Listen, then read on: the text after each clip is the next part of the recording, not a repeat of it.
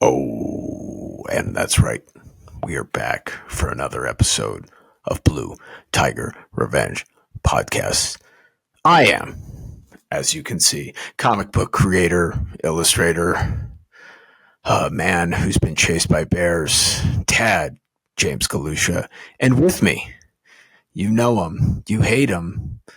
Our fans really love to bust his chops. He is the bearded giant, the big guy, Mr. Baseball, Big Brian Bales. How's it going, Big Bri? What's happening, man? What's going on? Nothing. We just had a family dinner. Oh, I'm full of Chinese food. I might have to, skedaddle out through the studio if you get my drift. oh my God. Okay. I mean, that's just how it goes. But yeah, we got not a every time after the storm that is San Diego. Yeah, it's always a little quiet, but I feel like there's lots to talk about. I think you're right. And but first, I want to dive into what's on the table today. What are you making? What's going on? Well, we're still traditionally an audio experience format podcast, but for those who are on YouTube or the Substack, I'm going to be working on a little something that you might be familiar with it, Brian. Okay. Might be a little familiar. There's this little indie book called Teenage Mutant Ninja Turtles. Have you ever heard of it? Oh, barely, but you're right. It is it's very indie. Very indie at this point now in 2025. And I'm also going to say, you mentioned really quickly right there, audio, Substack, YouTube. So I'm just going to explain a little bit more about what that is. And that's where you can find us, where you can listen to us. If you listen to us on audio, you can find us anywhere where audio podcasts are. Please like and subscribe, do all that cool shit.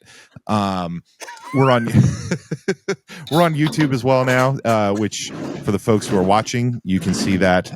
Please subscribe, get the word out there to your friends, your frenemies, and maybe your straight up enemies if you think we suck, and you can tell them how awesome it is, and we can hook them. We can hook them on this cool art.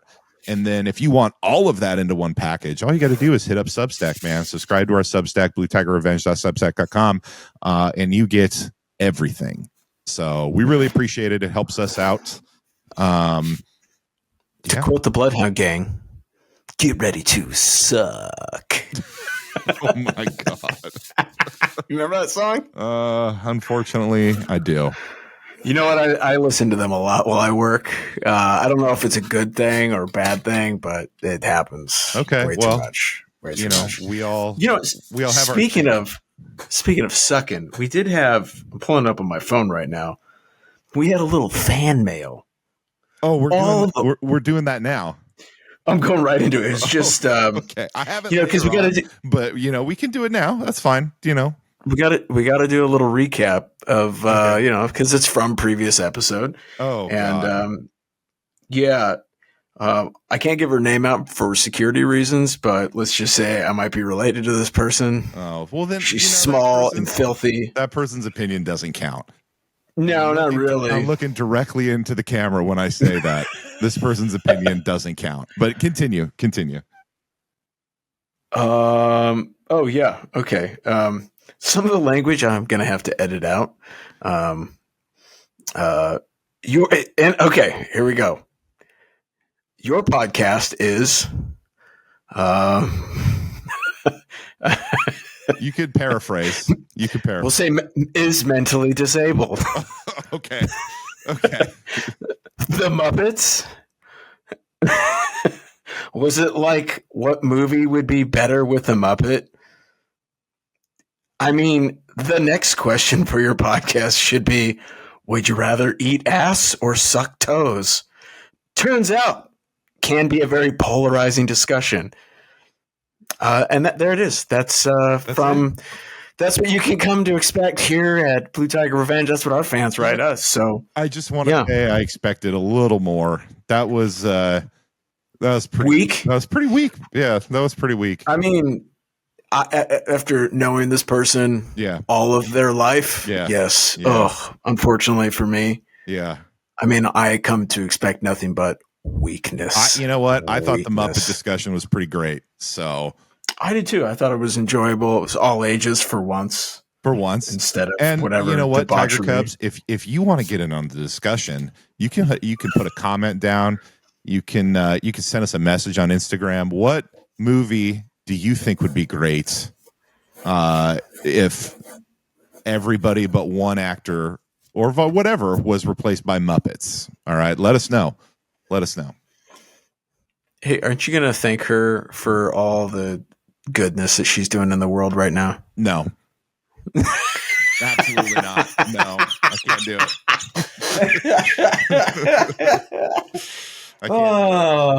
What, in the air conditioned building? You can't? Come on now. I'm not saying anything about that at all.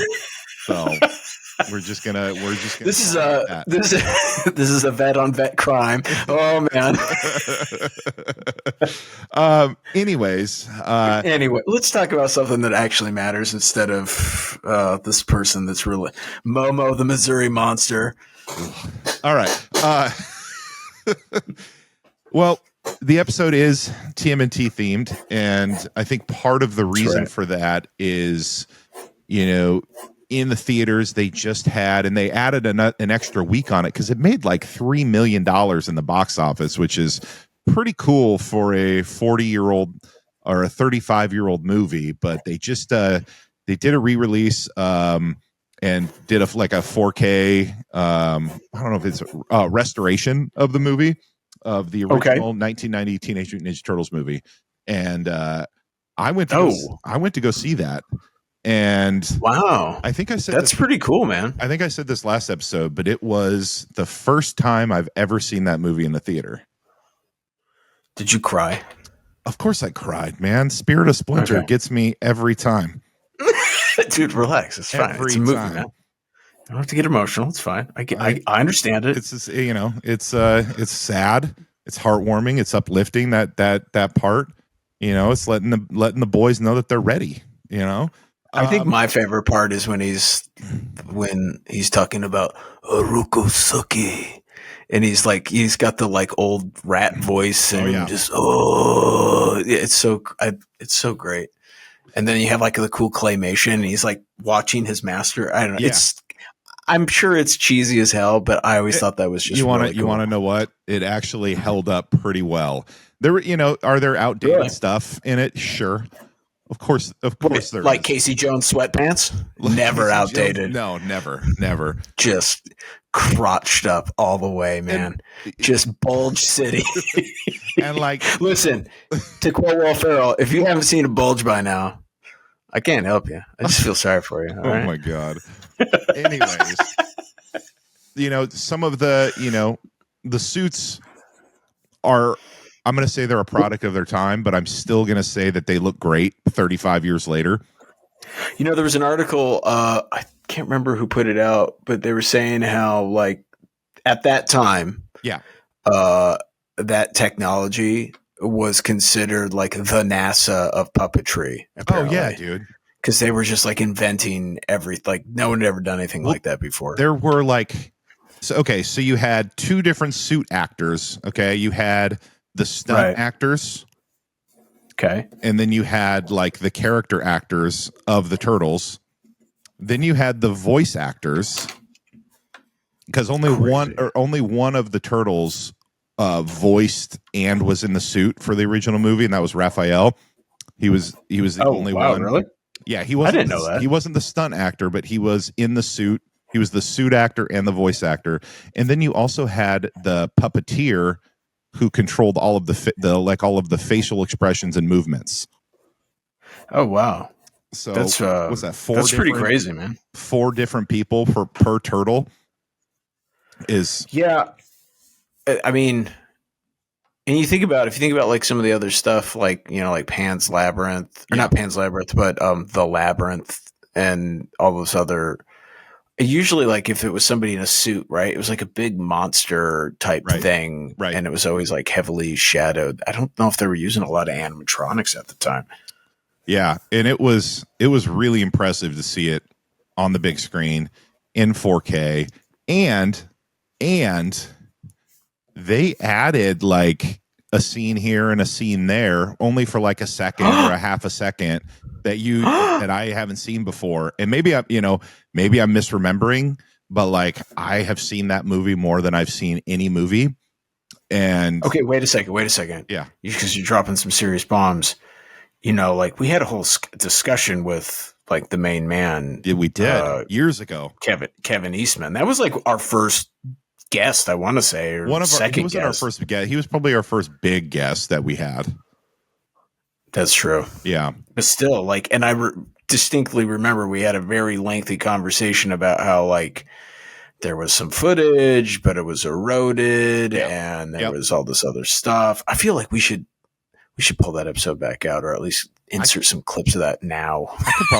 I could probably find it. I remember what he said, and he just said there was probably never going to be like a full-on director's cut. Right. And that's not what we saw. It was like an additional scene, like when they're all at the farm and April's doing her voiceover monologue. Like, there was a scene of Mikey hitting a punching bag in an attic in the barn, which that's straight out of the comic from City of New York. And there's another scene that they filmed that got put on the cutting floor is him just like punching the wall where his hands get all bloody. God, that would have been a hard one to do actually with the puppet. Yeah. I would imagine. You know what? Let's be honest. Probably didn't. I bet you they cut it because it didn't look that good. Probably. But watching him hit the bag, and it was like 2 seconds, but I was like, I've never seen that clip before. That was it. But they had that in the theater though. You got to see that. Yeah. Wow. That's pretty crazy. Yeah. And listen, can we talk for a second just how good the Shredder's intro is? Is there is there a better villain intro in a movie? No. And you know me, like in comics, right? What's one of the things privately you and I are always talking. I'm always going on about like, oh, that was a great character introduction. That's how you introduce a character, or it could have been better. Yeah. Especially as a kid, when you watch that movie, I don't know about you, but the first time I saw it, probably on like VHS or something. Yep. And when the Shredder comes in, you know what the reality is? I probably saw the movie before I was even aware of the comics. Sure. And I did. Yeah. When the Shredder comes in, it is for a young, feeble mind. It is an experience, right? Like he right away, he is the most formidable dude in the city. Yeah. And like no one's messing with this guy. Well, even when they first kind of. Not even like the first full reveal. You have the first reveal where he's in front of all the TV screens and all you see is the mask, and he throws the knife at the TV screen of April and he goes, "Find her, silence her," and that was pretty great too. But it goes, it's full on awesome when they do the full reveal and you've got Tatsu rolling his cape back over his shoulder guards. Oh man, Tatsu. I love Tatsu, man. Never lower your eyes to Tatsu is dominating the discount racks over at Walmart right now. If you're a NECA collector and you're in the Eagle River area, go to Walmart and get yourself some Tatsu. I have You got me Tatsu. I have him right here. Yeah, because at the time you couldn't find him anywhere except for the Eagle River Walmart. There he is. Shout out to the Eagle River Walmart. We're at the top of the world, and it's weirdly has. Dude, that place is loaded with NECA figures, man. Like, I know, so awesome. It's so awesome. Yeah. Do I buy any of them? Only for you. When you're like, dude, I'm missing this one. Can you find it? Yeah, we shoot on down to the Walmart. Yep, we got it. There it is. It's also half off. It's perfect. It's like incredible. It's incredible. I remember when the Casey and Raph in Disguise 2-pack came out, and I went to like 5 different Walmarts here to find it. I remember. And I couldn't find it. And you fucking just stroll right in to Eagle River Walmart. And you're like, yeah, man, there's like 5 of them. Yeah. I was like, do you want multiple? Like, how many do you want? I was just getting some milk. Yeah. I went there to buy milk, and I was like, oh, let me cruise on over. And sure enough, there they were. Yeah, it's kind of wild. It is. Eagle River. Yep, it's a weird place. But that movie, don't come. But don't. Anyways, yeah. I was just gonna say, but that movie, it's still for a 90-minute, because that was a 90-minute movie, like hard stop 90 minutes, right? And yeah, man, it's so good. It's so. I went with my boy and then his little buddy who had never seen the movie, so they were both. And obviously, Max has seen the movie, right? Can we talk about something here? Yeah. I think now. Maybe this is going to sound off-putting because I don't have kids, but I feel like a rite of passage as a parent in your, let's just say, early 40s, late 30s, is you have to show your kids 2 movies. 1, Jurassic Park. Yeah. And 2, Ninja Turtles. I would say probably in reverse order. Turtles first because it's a little more. I would also add scary. 89 Batman to that, but continue. Yes, 89 Bat. Very good. Do you think this is a whole discussion, man? Like, what movies do you show your kids? Like, I feel like we'd need a professional opinion, like a psychologist. If only I knew one. If only you knew one. If only you knew one who would grace us with their presence. Yeah, that's not going to happen ever. You know what they're doing right now?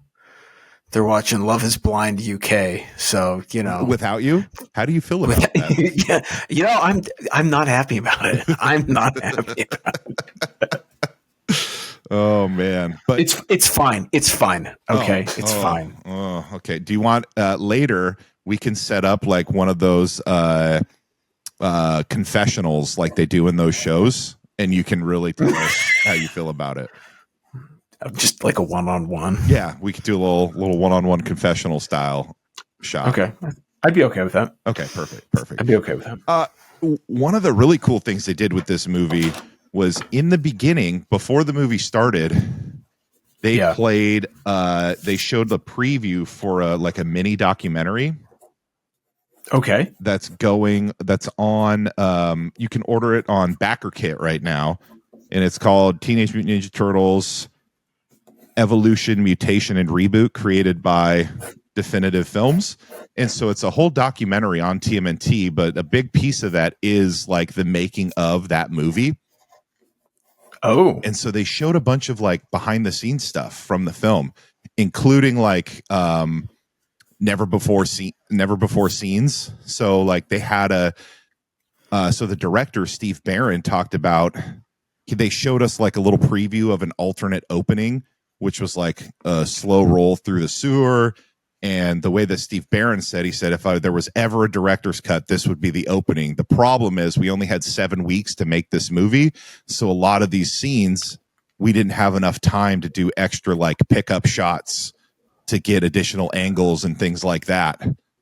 Oh, and that would explain why there isn't like a lot of like extra. I mean, that was the problem back then. The only issue, I guess, with filming everything on film versus digital now, right today, is that the film is so expensive. There's just a limited, right? Like there's a few takes of stuff and that's it. But right. And then they had, so some of the scenes that they showed a scene from it was going to be the original like shot of first appearance of Casey Jones in the movie, and it was ripped straight out of the Raphael one shot, which was his first appearance. Which I don't know if you've read the Raphael one shot, but no, the first appearance of Casey Jones is him sitting on a chair watching like crime on TV, like the news on TV, and seeing like all of the crime and him just getting increasingly more angry. As he should be. Exactly. And let's be honest, that was back when New York was New York, right? Right. Like when New Right. York was, you heard about New York as a kid and you're like, ooh, rough, Right. rough place. Where Right. now it's like, come on.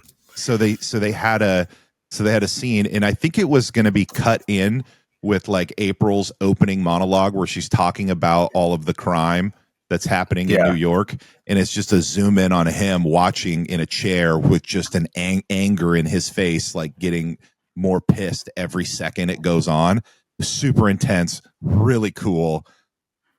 Yeah. And they had one of the other scenes they had was right after the Shredder's opening was him like sitting down, and then you have Okay. Tatsu draw he ties a ribbon on his arm, and then you've got some of the foot trainees, so like Sam Rockwell, because that was one of his first movies was Ninja Turtles. He's the guy who's like, whatever you want to do.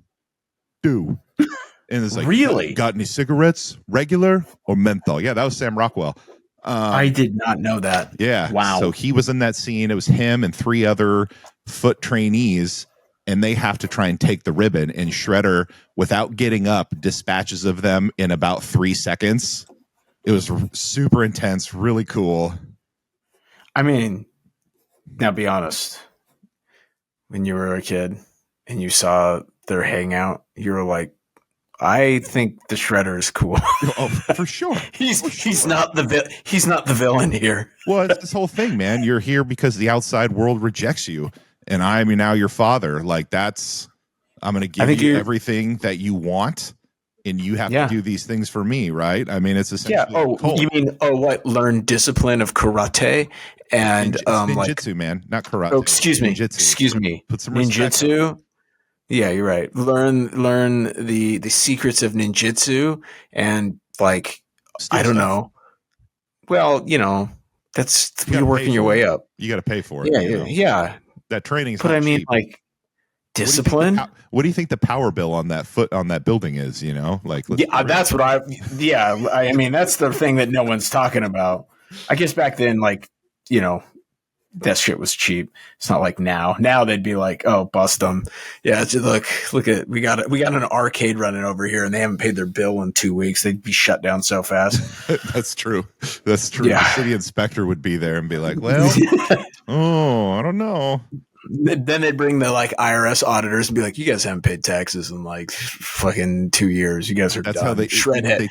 That's how they get shredded. The way they took down Al Capone, tax evasion. Tax evasion. That's how they get them. It's not that exciting of a movie. It's pretty boring actually. He goes to a white collar prison. Yep.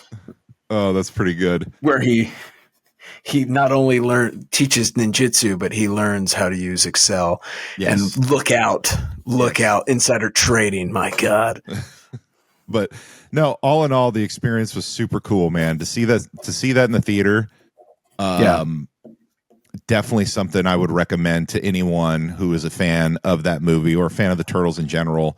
And I can't wait to do it again in 5 years for the 40th anniversary. I actually saw it did so good. Next year they're going to do, and I really don't care for this movie. I don't care for Secret of the Ooze very much. How dare you? In that one they go full Tuck on Razor, man. One.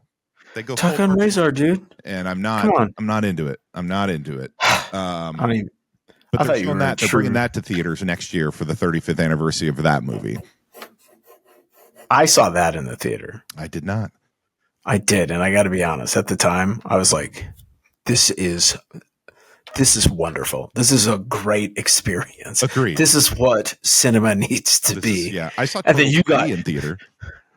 Oh, me too. I went to a double feature. I think it was was it like Rookie of the Year? Turtles 3? Nice. Something like that. It was one of those, it probably wasn't when it came out. It was like one of those, like, remember during the summer? Oh, yeah. They would have like those double features you could go.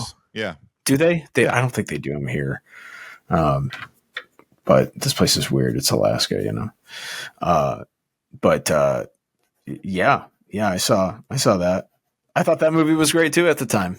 Wasn't until later that I was like, oh wow, they really ripped us off here. This is nothing like the first one. Agree. And I think the reason why the first one is so great is I think it's a great blend of the comic and the cartoon. Like you've got the dark, serious moments, but you also have the the comedy in it to make it more like the cartoon. Yeah. Okay. You're the turtle aficionado, so I can't really. That's my opinion that, anyway. I think a lot of folks would agree with me on that, though. I think that is. You don't think the Secret of the Ooze is more like the cartoon? It's pretty goofy, man. The Secret of the Ooze is full cartoon. I'm saying that the first movie does a nice blend of the comic and the cartoon. Yeah. Because the first one, I remember actually kind of thinking it was a little scary. Yeah. Well, like it felt real gritty. I remember the first time I saw it too. I was like, Splinter was Hamato terrifying. Yoshi. Well, I thought Splinter was Hamato Yoshi, not his rat, but because that was straight out of the comic, right? And I didn't know that it was a comic at the time. I was like, why did they change this as a kid? Is he not Hamato Yoshi? No, he's Hamato Yoshi's rat, same as in the comic. Oh, okay. So it was only in the cartoon that they changed it. Yep. Oh, weird. Yep. I guess it's a little bit more fun in the cartoon to have him actually be a rat. They made it more, definitely more kid friendly and a little bit easier for young kids to follow. So yeah, that makes sense. God, it's been a long time since I've drawn the turtles, man, and it's really bothering me how long it's taken me to lay this out. I should be already. I got to get better because turtles. There might be some ooze in my future. You never know. I got to make sure that. Okay. All right. Speaking of, I want to talk about. So I was in Yakima last week, right? And you got the full rundown. And Tiger Cubs, you got me something. You picked. I mean, for once, I was like, "Here's money.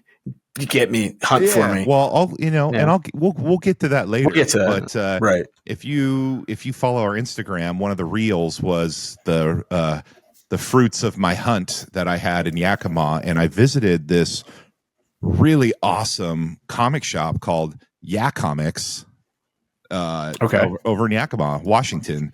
And that's something that I love to do. And I think you like to do that too. Anytime you go to a new place, new city. Oh, yeah. Comic shop, right? And if you have time. I'll be honest. Like, I think you're probably better at it than I am.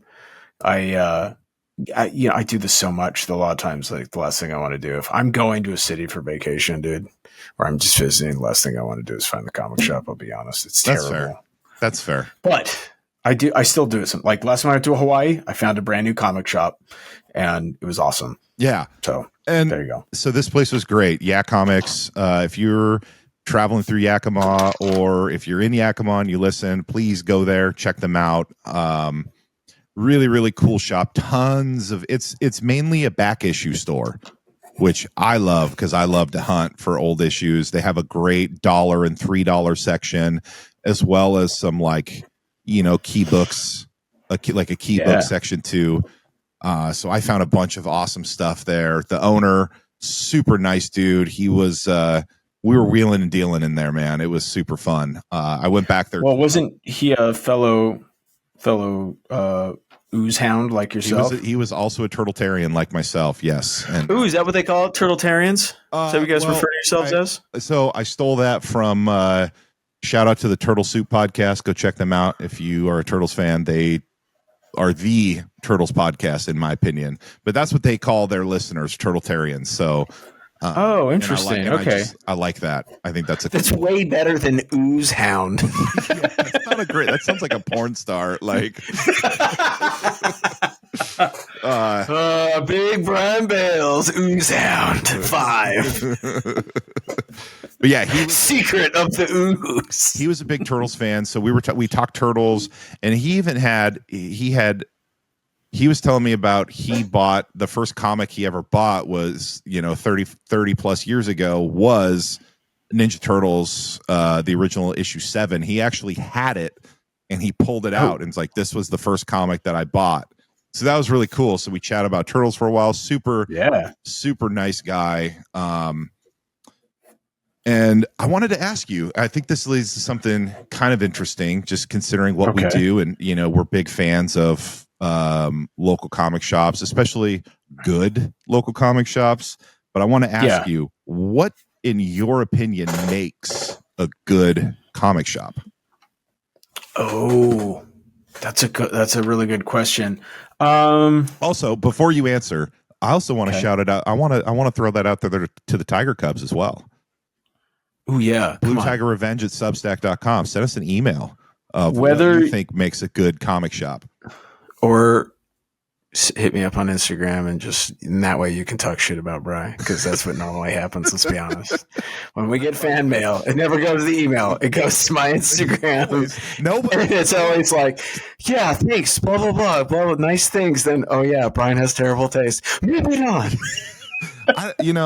I don't know why why do you guys never write me and tell me I have terrible taste? Because it's more fun. Because I tell you in real time on the podcast. You do. Yeah. It's just more fun.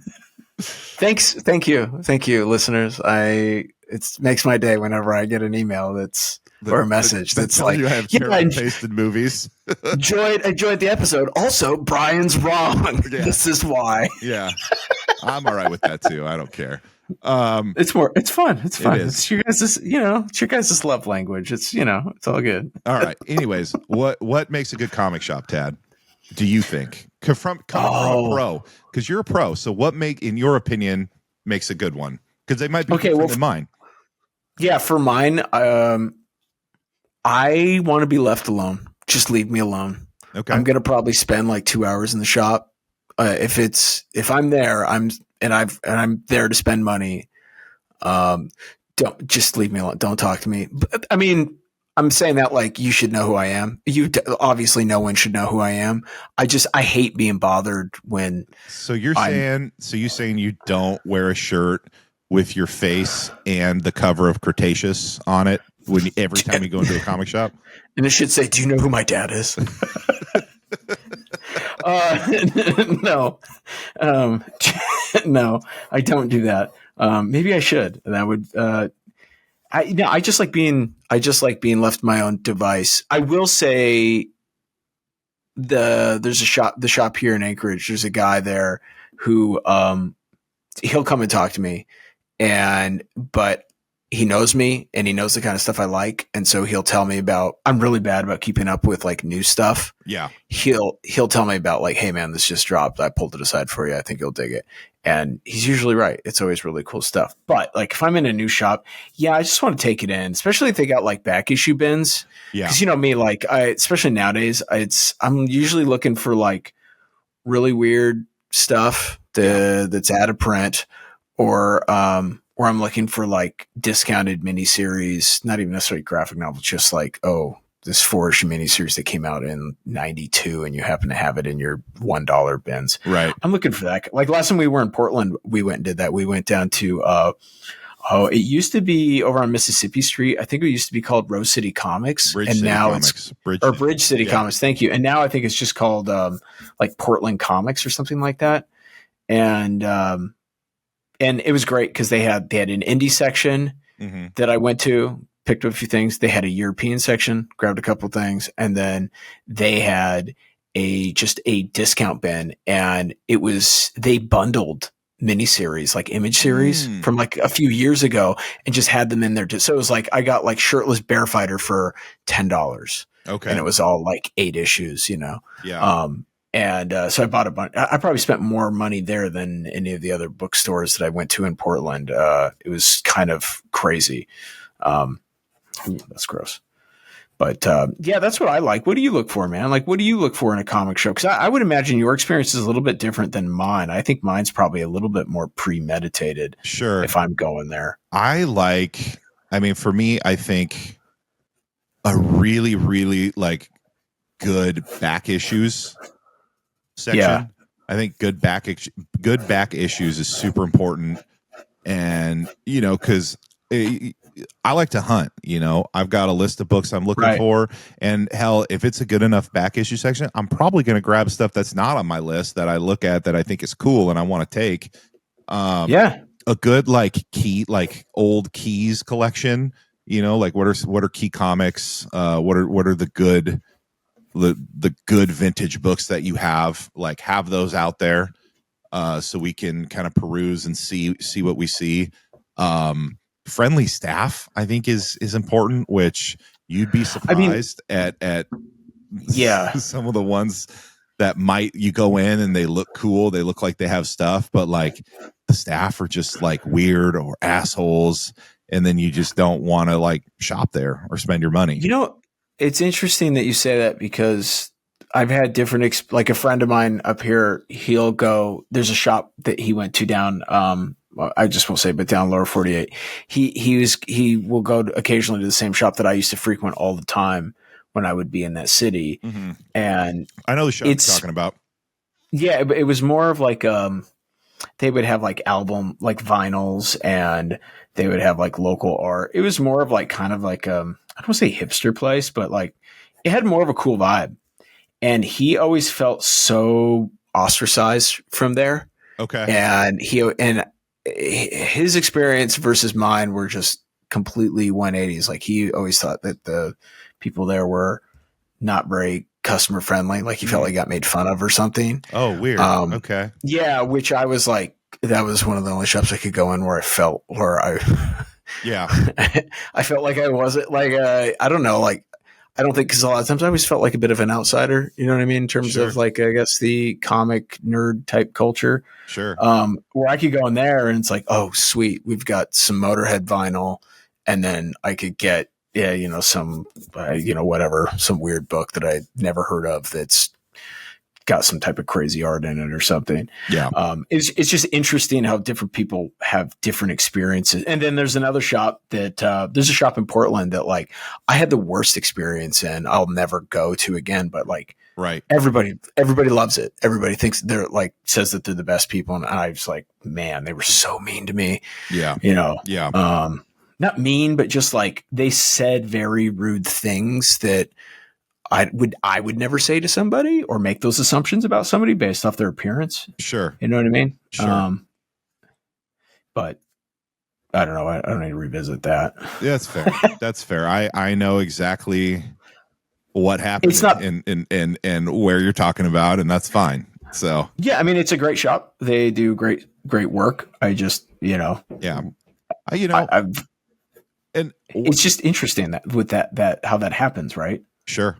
I think that's part of the reasons why I love my local shop so much. And I shout them out every chance I get. Gabby's Olympic Cards and Comics here in Lacey.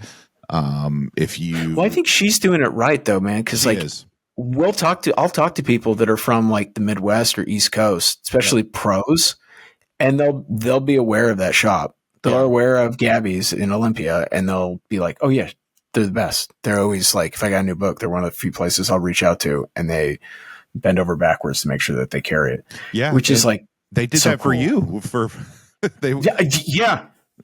Yes. Because Gabby really loved First Americans, and she one day I went in the shop, and she was like, hey, can you get Tad to order, give me his contact info so we can get more of these books? And we did, and they got more books because each of their staff will pick like their pick of the month, and hers was First Americans. This was a couple months ago, but yeah, so that was pretty cool. And yeah, she it was just a wonderful experience. And I'll be honest, like you don't see that very often with comic shops. Like I don't know how, when they always do their Eisners for comic stores, I don't know how hasn't been nominated more, because like I feel like one of the only shops. Like, is it like the swankiest shop? No, it's not.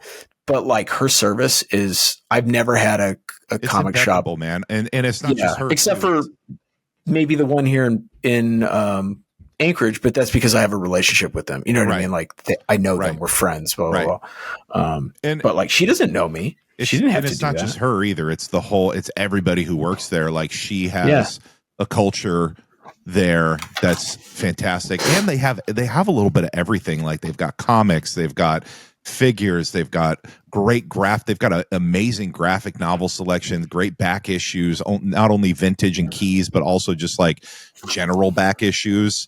And they've got the game center, and then upstairs they've got an upstairs where they host like game nights, and it's really cool. Yeah.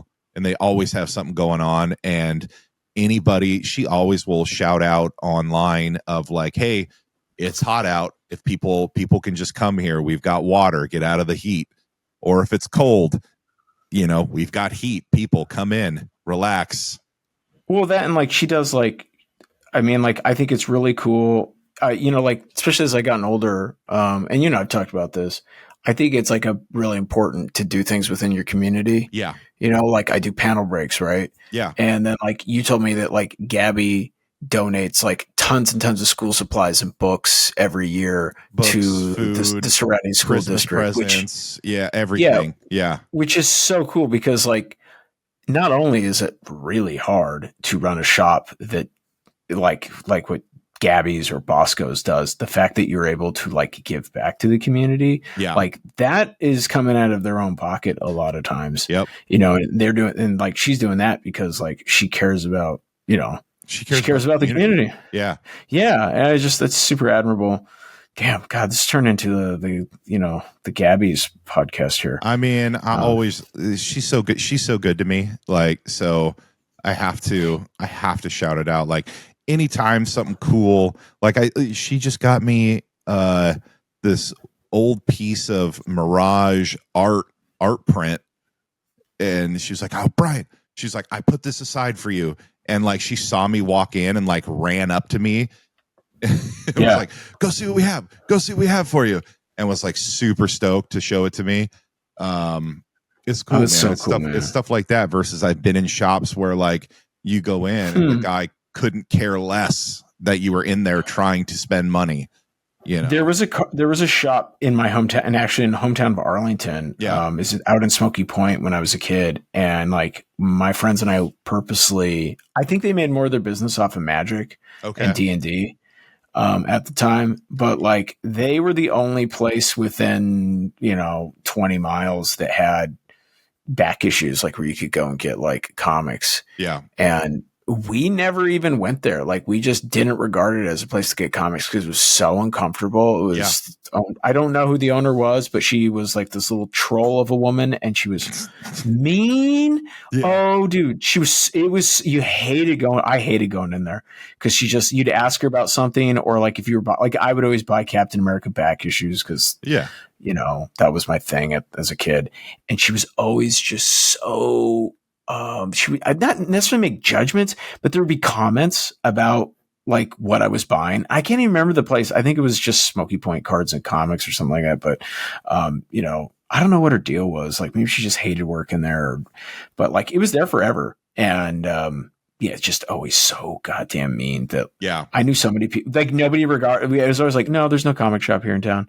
Yeah, there was. It's just no one went to it because the person was just so. It was just a horrible experience going in there. Yeah, I had another experience like that in Kansas City, and it was the oldest comic shop there. And I went, and they had an amazing, one of the best selections, but the lady like wouldn't let me browse the books. Oh, I remember you calling me from there. Like, no, we only do phone orders, so you call us. And I'm like, well, how am I going to know what I'm going to get if I can't look? It was so weird. I was like, can I just come in and look? Like, I'll spend money. And then she told me I couldn't browse the back issues without gloves on because the oil in my hands would bleed through the plastic, which that's not how that works. But I was just like, sure, I'll put on gloves if that's what you need me to do. But it was so bizarre, man. Like, dude, that's meanwhile, Comic-Con, I can be like, hey, can I see that Amazing Fantasy 15 that you have for sale for $30,000? Oh, yeah, here you go. Take a look at it. And I can hold it, in my hand. It's weird. That is really strange. She must have just had an issue with you, which is totally understandable. I mean, like, if you listen to our listeners, they all have issues they'll be like, this lady's right on the money, man. Yeah, fuck that guy. Fuck that guy. Don't give him shit. But yeah, honestly, we are kind of on the same page. I think what makes a good comic shop. I would love if the listeners, man, I want to hear more from you guys, from the Tiger Cubs, of a good comic book shop experience you've had, or a bad one. Like, tell us about it. Again, Yeah. Blue Ooh, Tiger Revenge at substack.com. I do have one thing that I Okay. need to say. And this is like it. I think this is just a hard thing to find. Like, you can have your favorite comic shop, and even then, sometimes you can't. They won't have this, but it's like a shop with a really just good selection, like Yeah. a really smart selection. Because not only is it super risky to do, I Yeah. think, it's easy for a shop. Like, one of my favorite shops in Portland is what's it called, Floating World. Oh yeah. And they always have such a, I mean, it's been a while since I've been there, but when I used to go there, they always had such an amazing selection of things Yeah. that, yeah, it was kind of like, oh, it wasn't just like Marvel, DC, or it wasn't just big five books, Right. like there was other stuff. Like most of my like weird indie stuff while I was interning and trying to make it in that city, like that's where I would get it from, because I could just find like I found a Mobius sketchbook there, like a printed like zine from like 87. Yeah. And it was like, and they sold it to me for like $12, which now I found it on eBay, I think last year. And it was like, oh yeah, they only printed a couple hundred of these, people were selling it for like $500 and stuff, which I was like, oh, Jesus, that's crazy that I was able to get that. That's wild. Yeah. Right. I mean, good selection. I mean, and then that's going to be different for everybody, right? Like I was actually at a comic shop today that it was like probably 60% Turtles merch. And I asked, I was like, dude, you guys have such an amazing turtle selection. And he was like, yeah, the old owner was a huge TMNT fan, and that's all he would order. And we had to tell him to like scale it back because which makes sense, because even me looking at him, like, I'm not going to buy all the Turtles merch that's in there, but it's a pretty awesome turtle selection for sure. Well, we know of a shop that you and I visited together, and they were convinced that like the whatchamacallit comics, the the TNA comics, like the Xenozoic. Yeah, that's right. Xenoscope. They were convinced that like Xenoscope, and then like kind of these like Kickstarter books with all the boots buys and Marvel the and DC, so I mean, where it's at. Xenoscope, I believe Dynamite is where the good comics were. I think he said Valiant too at one point. Yeah, and I mean, I remember him telling us, lecturing. I mean, at the time I was working for the company, which was really funny. He was telling us how IDW was about ready to go out of business, and you're like, I don't think so. Right. Turtles is doing pretty good, man. That's right. And let me ask, is that shop still open today? No, it's not. Okay. So there's, and I get it. Like, you want to order what you like. I totally understand. I think that would be a really hard thing to do because everybody's naturally biased. Difficult part, right? Because you have to order what sells in your area. Right. Like, even if like Turtles are is really great, you just might be in an area where like, no, everybody's more G.I. Joe, right? Like up here, G.I. Joe does very well. We're right next to a giant military base. So like, I have that G.I. Joe. Well, I don't have any more, but when I did that G.I. Joe cover, man, like I would have like Army dudes or Air Force guys that were always like, oh, hey, can I get, and I would just give it to them. Cause I was like, here, just take it, man. Like, take for your service. Here you go, man. Like, have one. Yeah. Yeah.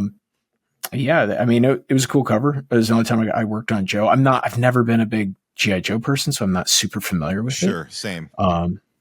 But great experience. That's cool. Anyways. That's cool. All right. Yeah. So you wanted to talk about this, God. The new, and I haven't seen it, but it was a topic of discussion at family dinner tonight, the K-pop Demon Hunter show on Netflix.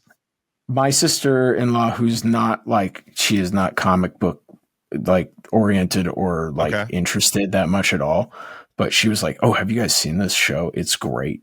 And I'd heard some people talk about how great it was, but I'm not really into, I don't do K-pop. So I'm more of a metal type guy or stoner rock. I don't mind some K-pop every now and then. I'm not going to lie.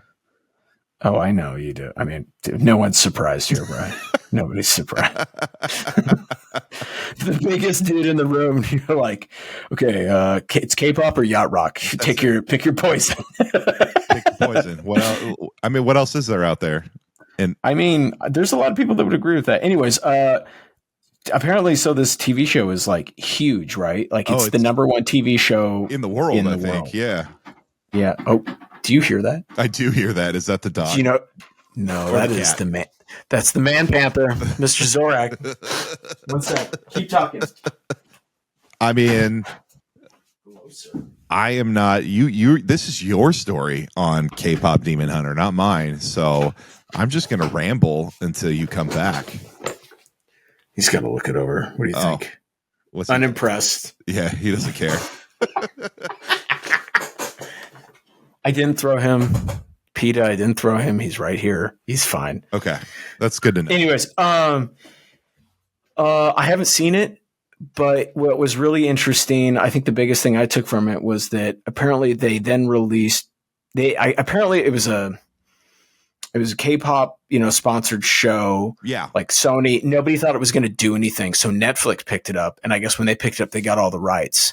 And now it's the most streamed TV show or movie on the planet. Yeah. Just worth like billions and billions of views overnight. Yeah. And so then they released a sing-along because they had a couple K-pop songs that went mega platinum. All the stars of that show is like a K-pop band, if I remember correctly. And so it went like mega platinum essentially. Yeah. Dude, your guy, he smelled the success. He's not my guy anymore. Okay. That's true. Yeah. I've moved on. Your former film lover. Yeah.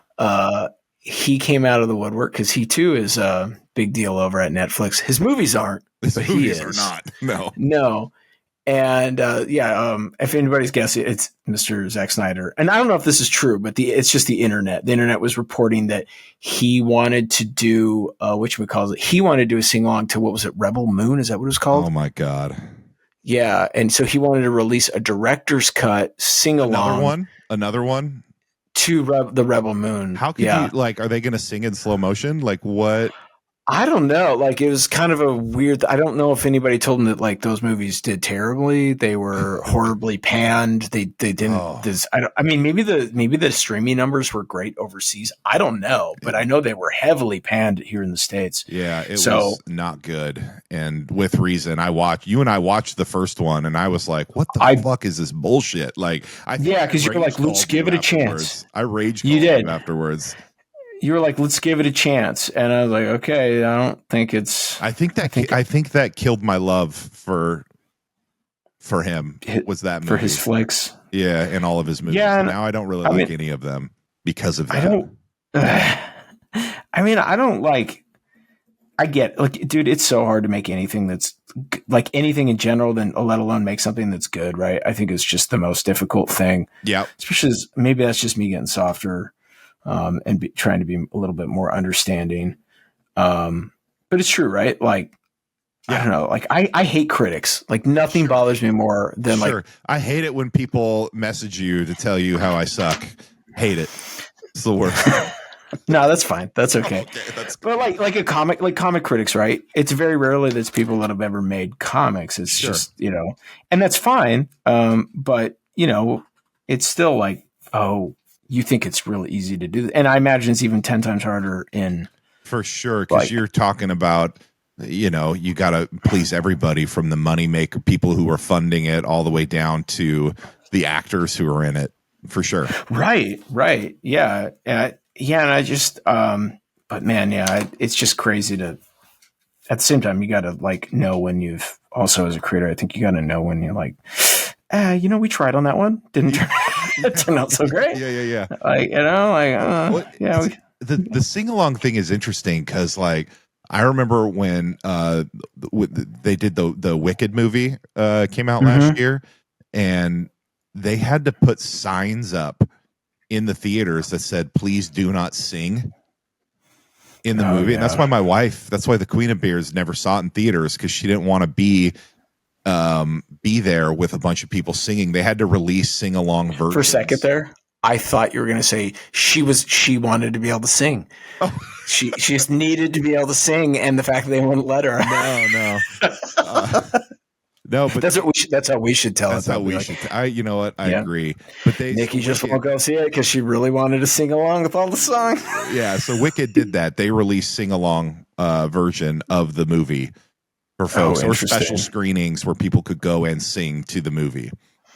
That's kind of cool. I mean, that's cool. I'm not mad at that. I'm not mad at that either. As long as you should be able to go and watch it without people singing. That should be an option. Yeah, especially in a time where our biggest complaint about the theater, right, is just there's no all theater etiquette is just out the freaking window. It's gone. And listen, did I quote the entire Ninja Turtles movie? I did, but I did it quietly, so it was fine. Is that a Jose Canseco bet? Tell me you didn't pay money for this. Ooh, 2 for 1 special, pal. Come on, man. I wonder. I bet you that played at the There's a theater here in Alaska in Anchorage called the Beartooth Pub, and next time you're up here, we'll have to go. But they I went and saw some old movie. I can't remember which one it was, but it was one of those where everybody knew the lines. Yeah, and it was honestly, it was great. I think it depends. It depends on the movie, you know. Yeah, I think Turtles is one of those, but yeah, because it's an old film, it's been around, but a newer movie, oh my god, one I haven't seen before, that would annoy me. Not a that's what happened. 30-year-old movie, I'm okay with it. You know, that's what happened to Dr. Wife and I in college. We went and saw Napoleon Dynamite right when it came out, right, and the sororities and the frats, the Greek system, they were just going because we had I don't know if you're Pullman at the time. In Pullman at the time, they had they had this theater that was discounted. I think it's called the Cordova, I believe. But you could go see a movie for $2, especially a matinee. So they would go and fill it up. So we went, and it was a Wednesday. So the movie had been out for 5 days? Yeah, 6 days almost. And we were in there, and there was this sorority, and they were quoting every single line, and they were laughing before the punchline even hit, because they'd all seen it 3 or 4 times. Yeah. We were just we don't have work today. Let's go see it after class. This is great. And it was just completely ruined for us. It was a horrible experience. And we came away thinking that the movie sucked. We were like, oh, this is, it's not funny. It's just annoying. And the reality was I watched it a couple years ago for the first time, and I was like, oh, this movie's great. It's so funny. Yeah. It's genius. But because the experience sucked, I had it in my mind that it was bad. You know, I bet that the person who sent the fan letter earlier today, I bet that person was in a sorority. Was she? She was not. She was not. Well, she acts like it. I mean, she was in she was kind of OMAC, you know, in college. It was a one woman sorority. Yeah, that sounds. Where it was we were oh God, look away, stop. Oh no. Okay. Anyways, I want to bring it to. I hope she listens to this episode just to hear you talk shit at her. That'll be so great.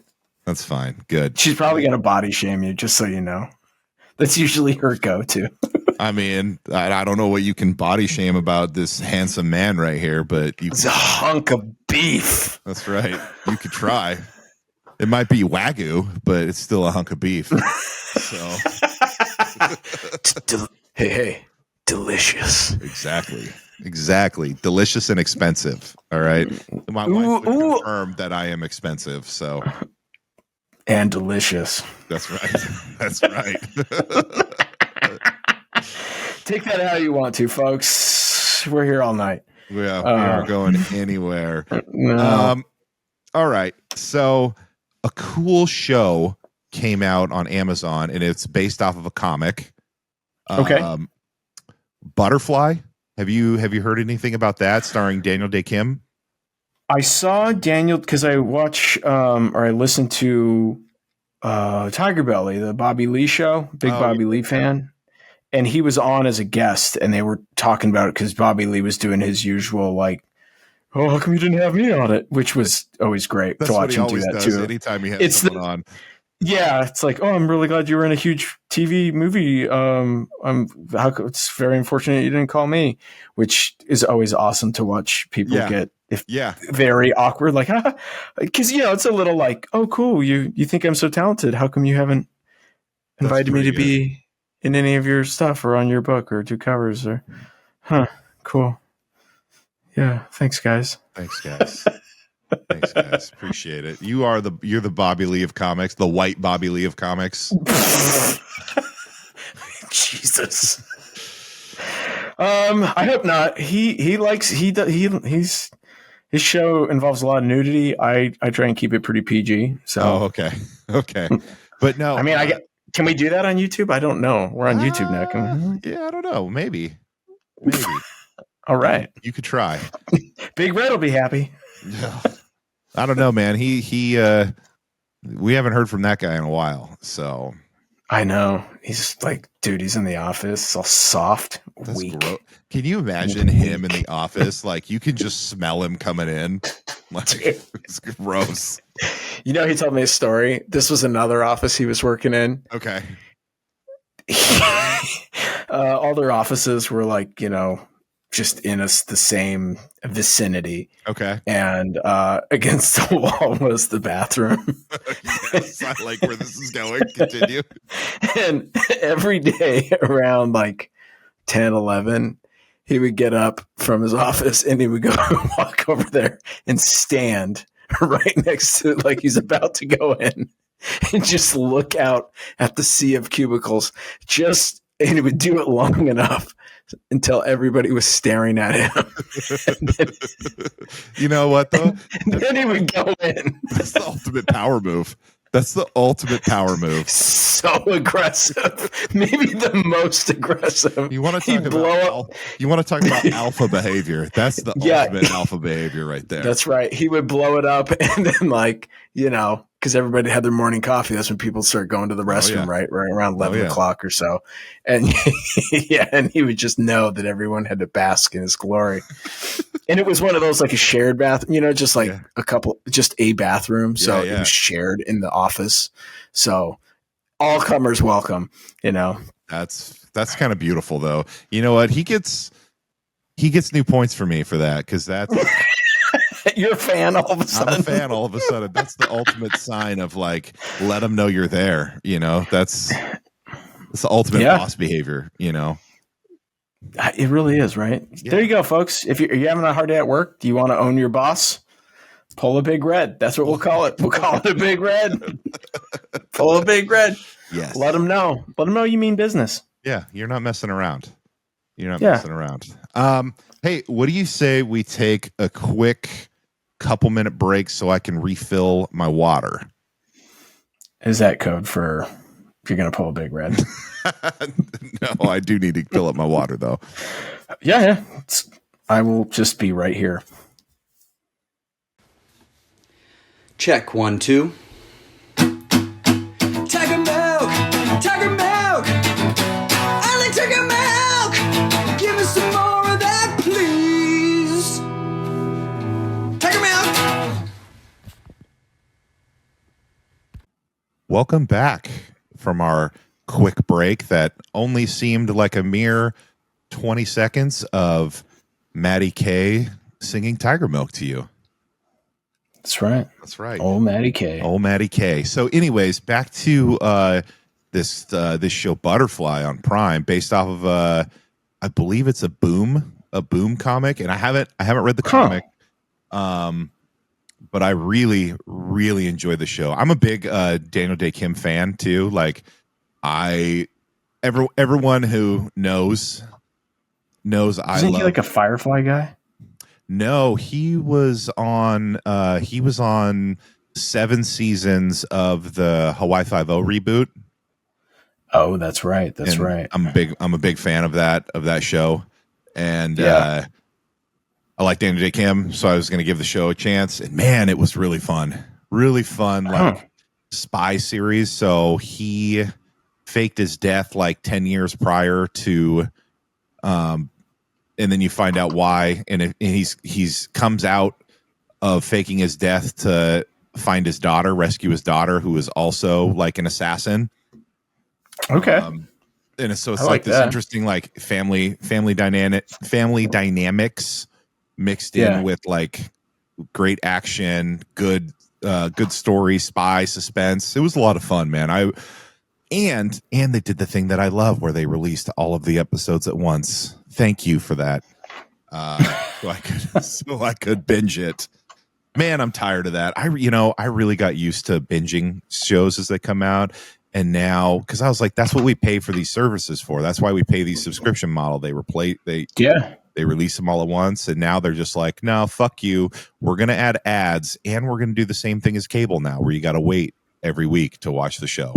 I hate Greed, it. Man. I hate Greed. it. Ruins the world. You know what? It does. And you know what? Tiger Cubs, I'm sure somebody's gonna message Tad on Instagram and tell him that I'm wrong, but I'm not. Baby Brian, he's all upset. Oh.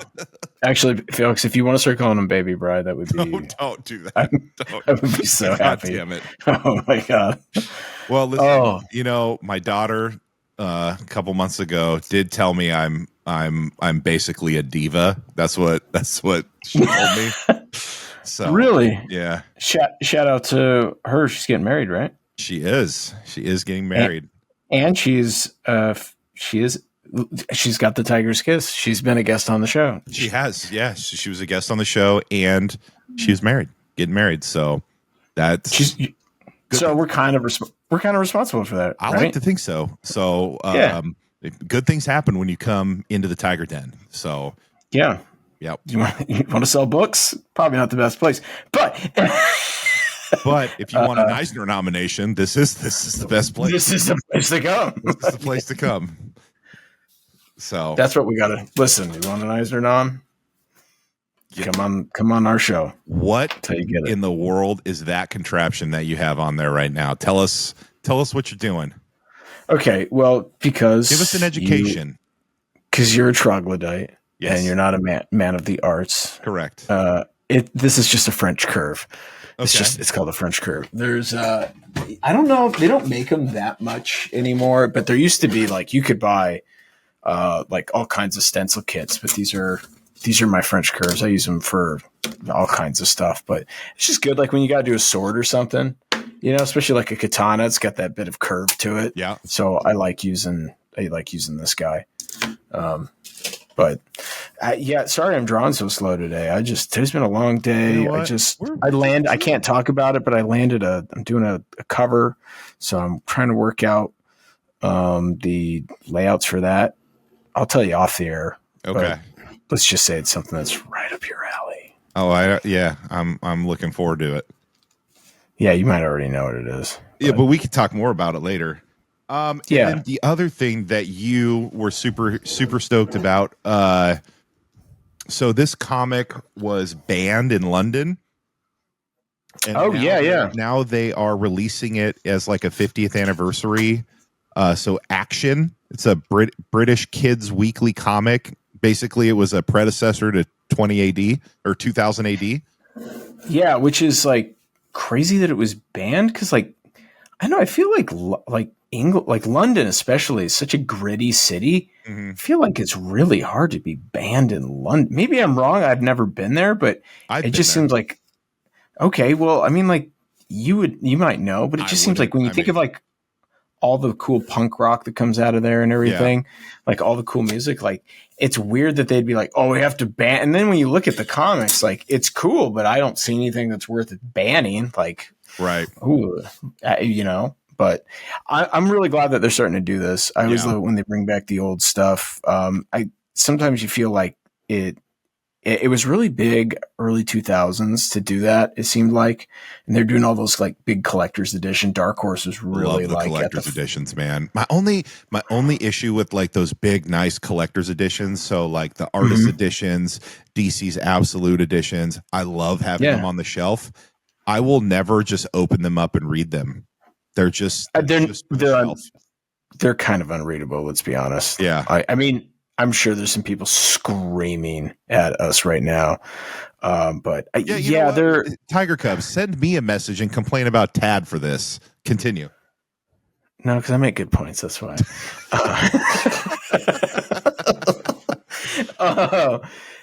They're just awkward to read, right? You can't just like, oh, let me go sit in bed and read you this don't want to 40-pound book. Open it too much and like crease the backing or anything like that. You just want to keep it nice and pristine and clean.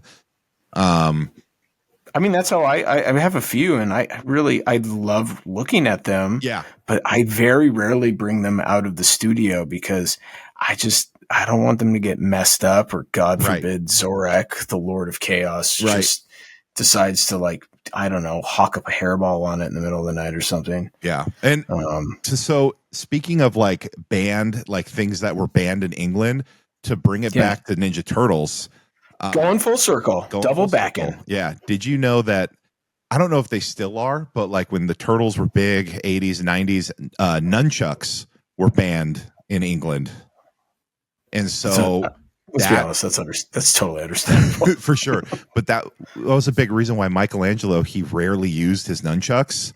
And then in the later seasons, when they go to like the Red Skies for the last, like, I think like seasons 8, 9, and 10 of the Turtles is the Red Skies. And Michelangelo has the nunchucks, but he always uses his rope. And that was why. That was a big reason. What? Was because really? Yeah, because they wouldn't show the cartoon over there. If he was using nunchucks. Yep. Did you ever have I never had a real pair of nunchucks, but I remember the neighbor kid, his brother. I knew just got a pair. Yeah, everybody knew one. Like the neighbor, I think his brother just got out of jail, and he had given him, got him as like a gift nunchucks, and so we used to play with them all the time. I literally watched this kid get like knock himself out probably 3 or 4 times. Nice. Just because it's like the real nunchucks, man. They're it's like two fellow chucker, eh? Jesus, this is why you get all the negative, because I don't do that. I don't play that game, man. You know what though? Oh, fellow chucker. So, listen. I can't quote Michelangelo when we're having a Ninja Turtles themed episode. Come on, man. You're right. You know what? That's ridiculous of me. Yeah. How dare you? I apologize. Thank you. I hope someone sends me a DM about it. You know what to do from Tiger Cubs. You know exactly what to do. Also, I want to give a special shout out to my nephew, Clinton, if you're listening. Appreciate you. He sent me a message today, a picture of the cover of First Americans, because I was chatting with him. I saw him a couple weeks ago. We went to a Mariners game together when he was in town, and he's a big comic fan, and I found that out. I didn't know that at the time, so we got there super early, so we just sat waiting for the gates to open, talking comics the entire time. And so I was telling him about some of your books, and so he saw First Americans at the comic shop and sent me a photo. He's like, dude, I didn't know this was him. This is awesome. And yep, you're welcome. Yeah. You're welcome. But then he sent me another message tonight, basically giving commentary on the episode. He's like, I'm watching your episode right now, and was giving commentary about it. So that was what's his name?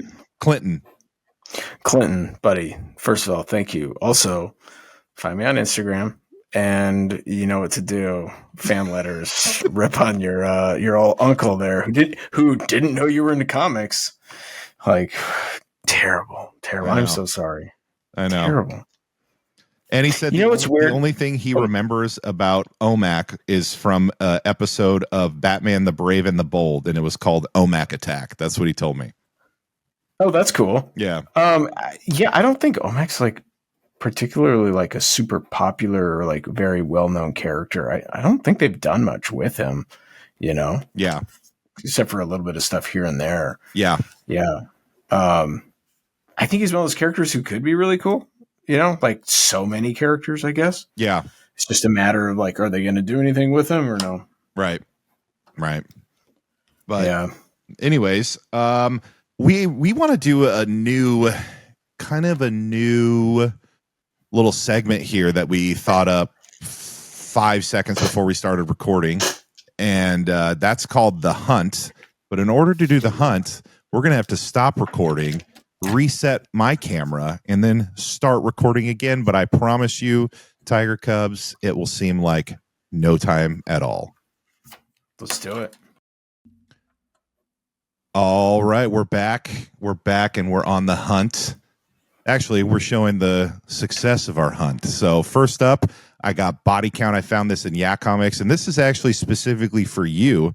This was something that you've been looking for, so I found you. This looks like issue 2 up here. Yeah.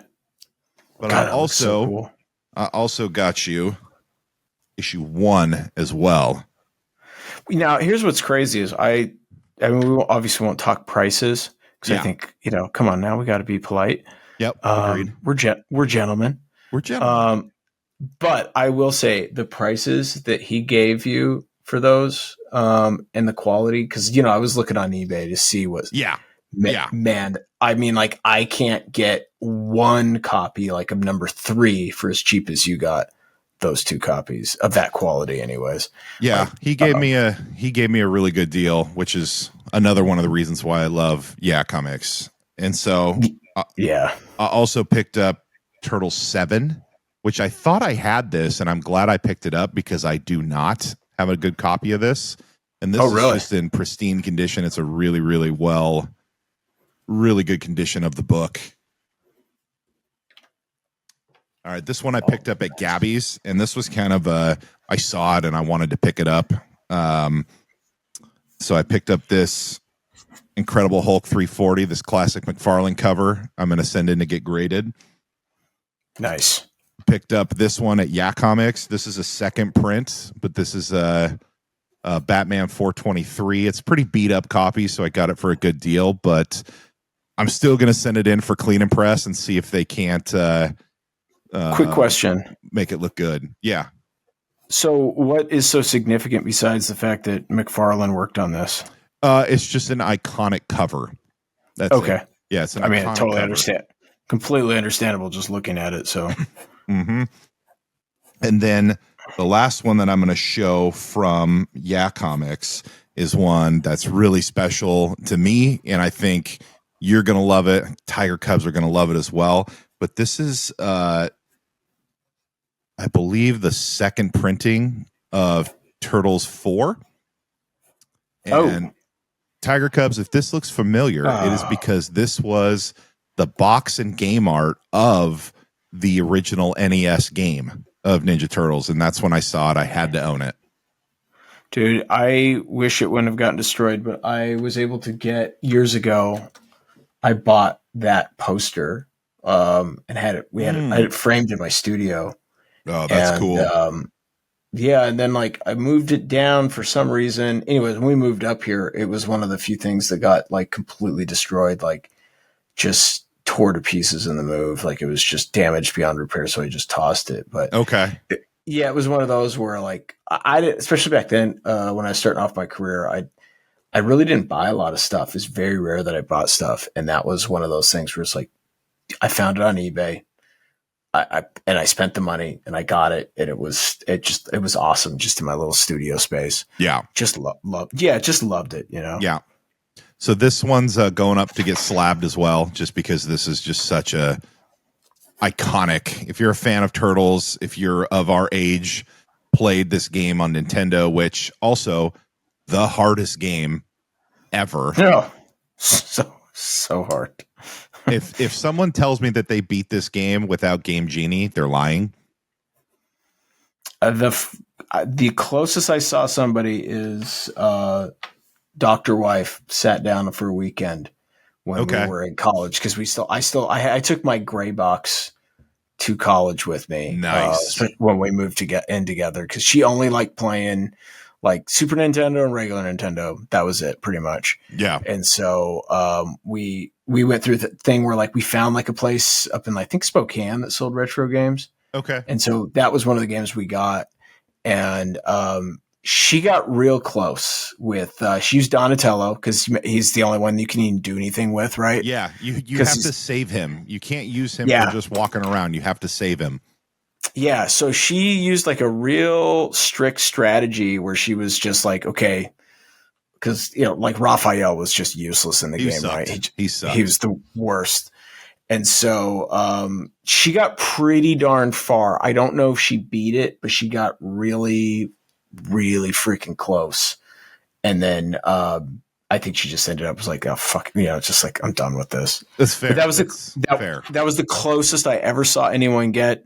She had to, like I said, she played it all like weekend, and that's probably being modest. She probably ended up playing it all week. Yeah. Like, and she was doing like, writing. She had a notebook down. She said she would have a notebook when she would play NES. So like if there was any kind of little section that would give you like life or whatever, she would record where everything was at. She did the same for Super Mario 3. Her and her sisters would do that. So, cause like the only way you could beat that game really is, like I remember the first time she beat it, at least when we were in the apartment, dude, I told people at my work that she was going to do it. And I bet you we had probably 20 people in there. That's awesome. That were in our little apartment that were like watching her like, holy shit, I've never seen, because we were all like of that age. So it was like, you'd heard rumors, but it was usually bullshit that like, ooh, so-and-so's brother beat the game. And you're like, yeah, right. Sure. And it was just fun. It was fun stuff. Stupid nerd shit, but it was super fun. All right. Anyways, and then moving on to Action City Comics. This is a newer book, but I just bought it because of the cover. So this is a Daniel Warren Johnson Wolverine cover. Oh man, did he only do the cover? Yes, he only did the cover. See, I swear there's like some Wolverine. I don't know, but I bought it because of the cover. I mean, it's so cool. I swore there was like a Wolverine, like couple pages he did somewhere. I kept seeing it floating around. Maybe it was just like one of his little zines or something that he does. Those freebie zines he puts out. I love those. Yeah, those are so cool. I've always wanted to do that. I'm nowhere near on Daniel's level, but like the idea. I mean, I've talked about it. Where it's like, well, I didn't have anything going, but I had the time to make comics. I would do I do that like Captain America mini, like a little mini comic. Yeah. Fancy. I'm always talking about that Marvel would never allow me to do. Yeah. They would never. Cowards. And then, all right. And so now here's a slew there. I got a bunch of these today because I think these books are, if you're a Turtles fan, they're great. If you haven't read them, they are severely, severely underrated. But I picked up a bunch of the Archie series. Turtles. You're always talking about the Archie, how it is like definitely an undervalued asset in the Turtles. The problem, the only thing that sucks is that like the production value on the comics are so bad. But the comics themselves are so good, so good. Yes, yeah. There's like some great like time travel stories in there. It's so well done. So I picked up 2. Okay. 3, or I picked up 3, 8, 9. So this is an homage to the Raphael one shot where he meets Casey Jones. So in the original Mirage, this was Casey Jones and this was Raphael. So kind of a cool little homage. Yeah. Let's see. I also got 10.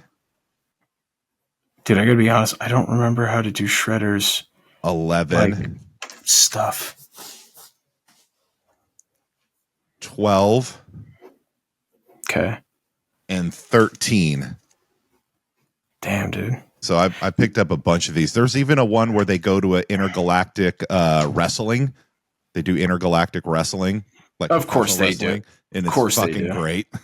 Oh, I bet it's just ridiculous. And then I picked up this cool copy of Wolverine number 8.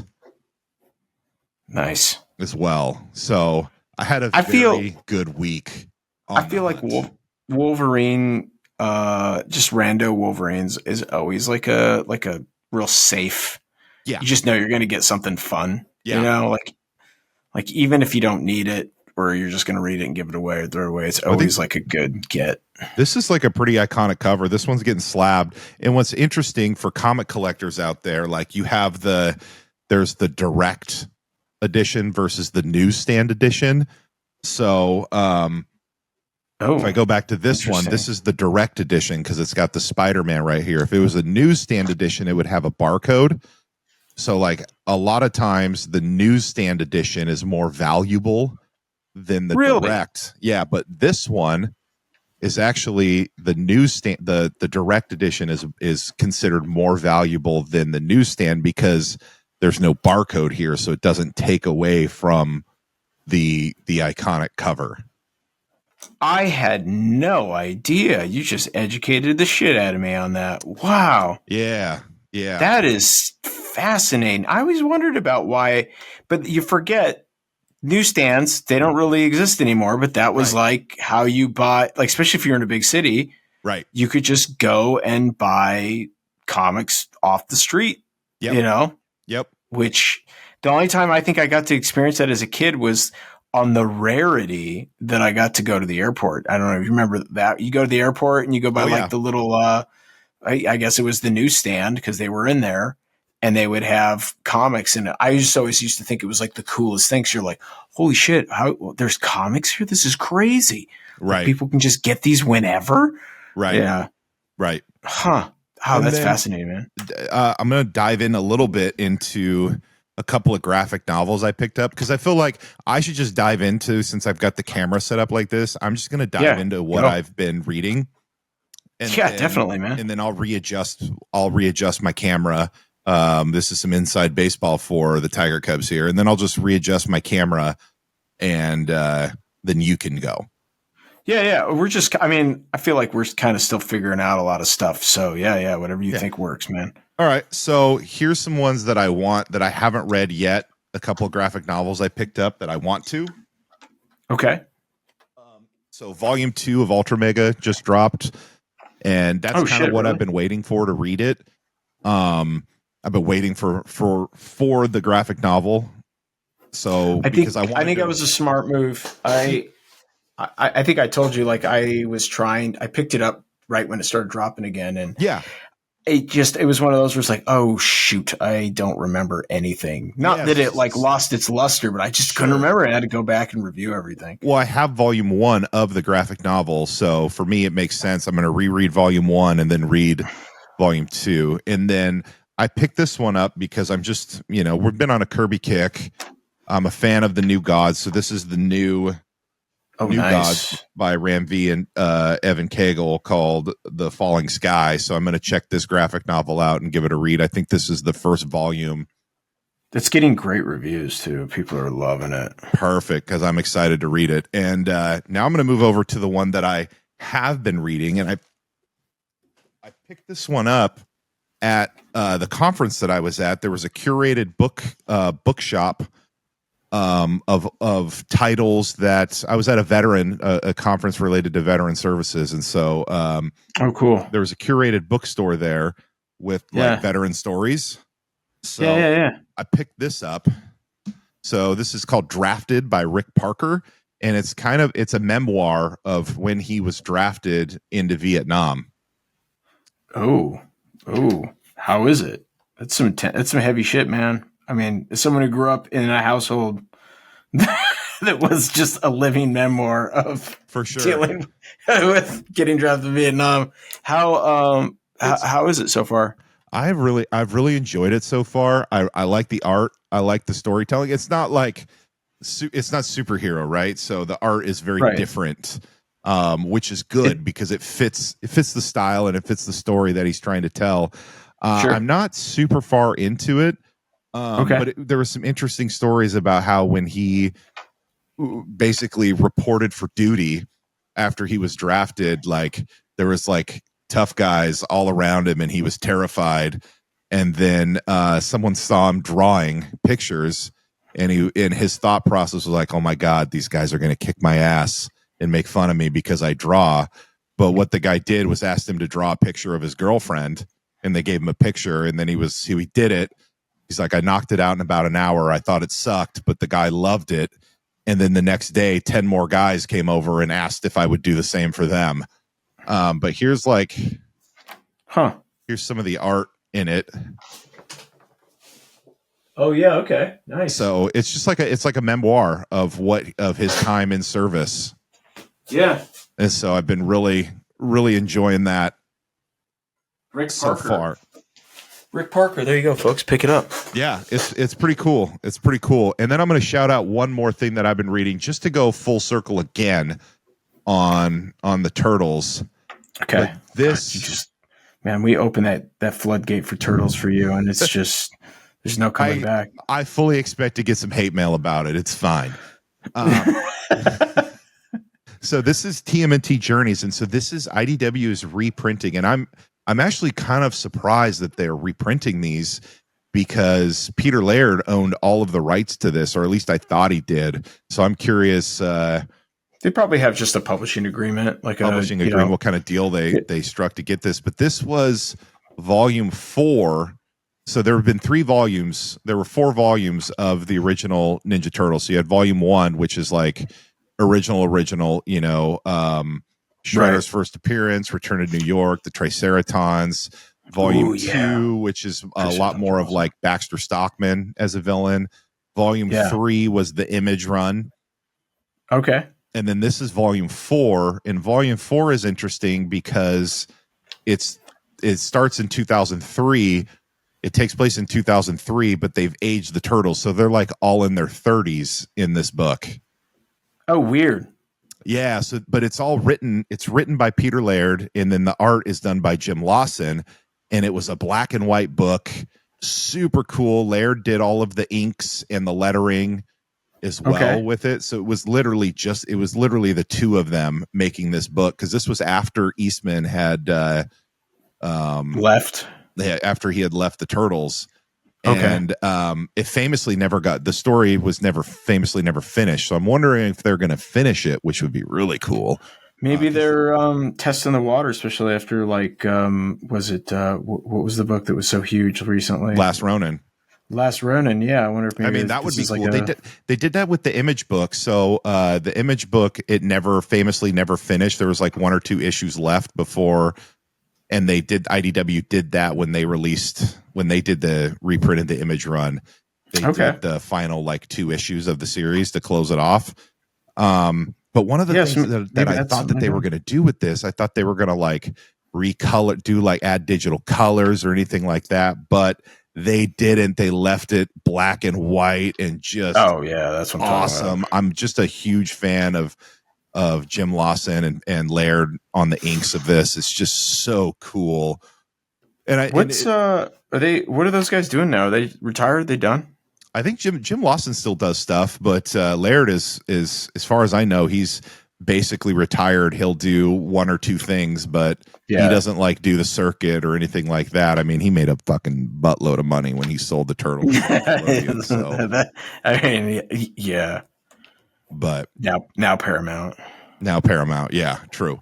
But if you're a fan, I highly recommend checking these out. So I've been actually going back and trying to find old issues, the original run of this through Mirage, and that's been a lot of fun too. Oh, that is cool. Yeah. Hey, look, it's my face again, everybody. See that nice smooth transition? We're doing it. We're doing it here on Blue Tiger Revenge podcast. I'm so sorry, everybody. He's back, unfortunately. He's back, unfortunately. But look at this. You would think this was like an official Turtles cover. You would think. I mean, it's not. Let's get that very it's not. It is not. I mean, hey, if they want it to be, sure, let me know. Right, we can make that happen. We can. You are the only one who hasn't been a recipient of the Tiger's Kiss yet, and you've been on every episode. What's up with that? I was going to say something really stupid. Don't do it. Let me. Oh, Brian, it's very easy to give, but it's very hard to take, and I am a giver. Okay. Got it. That makes sense. Wow, man, Shredder's hands looking good, dude. I feel like Shredder. I feel like he's looking a little super Shredder-ish, but I really don't care. Who cares? All right. Shout out to Kevin Nash, aka Super Shred, Big Sexy. Yeah. God, NWO. NW. God, he would be a great get, right? Kev, He would be. Come on, man. Come on. Up. You can tell me some Haku stories. I know you got them. Oh, there we go. That really fun. All right. So what do you want to take a break from the board for a minute and show us what I got? What the results of your hunt was, and then you can dive into what you've been reading. Okay. All right. Ugh. And if you're listening, I highly recommend at this point you head over to YouTube so you can see this stuff. Yeah. Okay. We'll go a little full circle, I suppose. I'll double back. Earlier, I'd mentioned that I was a huge Captain America fan when I was a kid.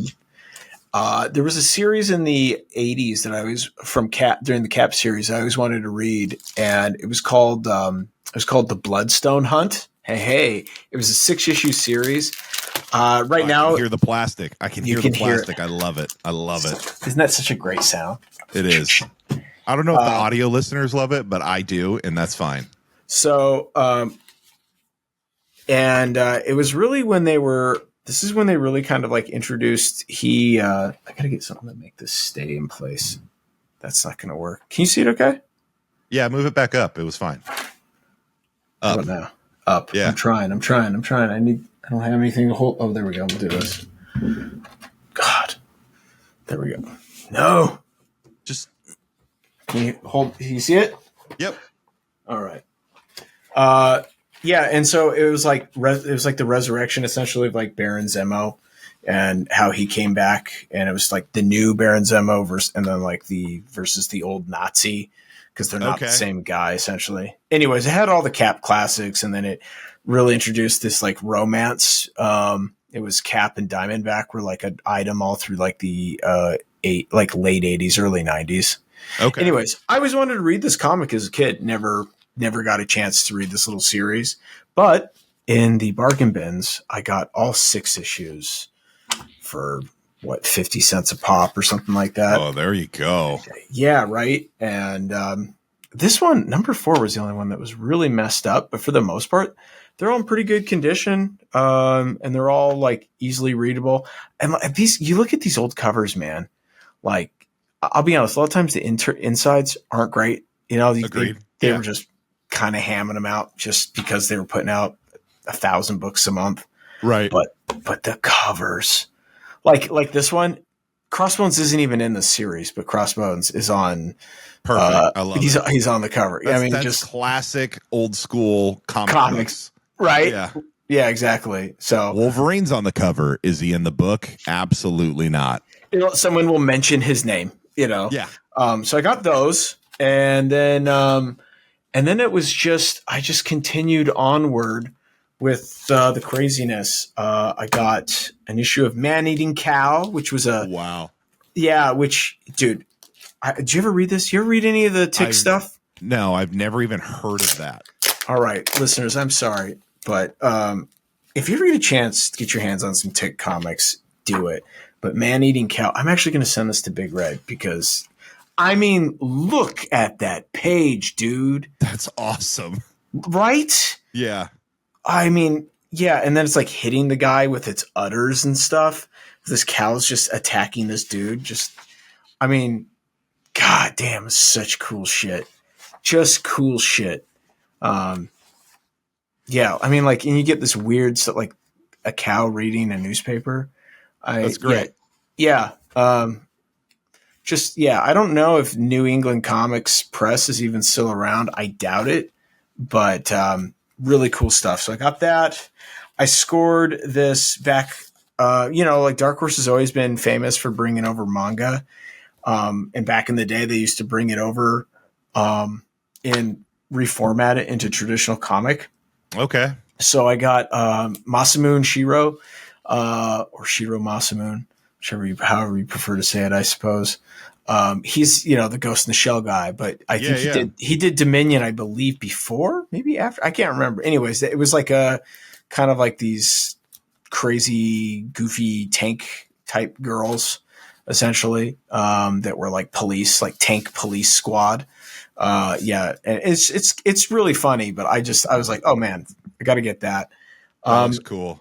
It's very cool. Also, just the art's amazing, And then I might even go back because they had a bunch more. I might go back because there's going to be every week the price halves, right?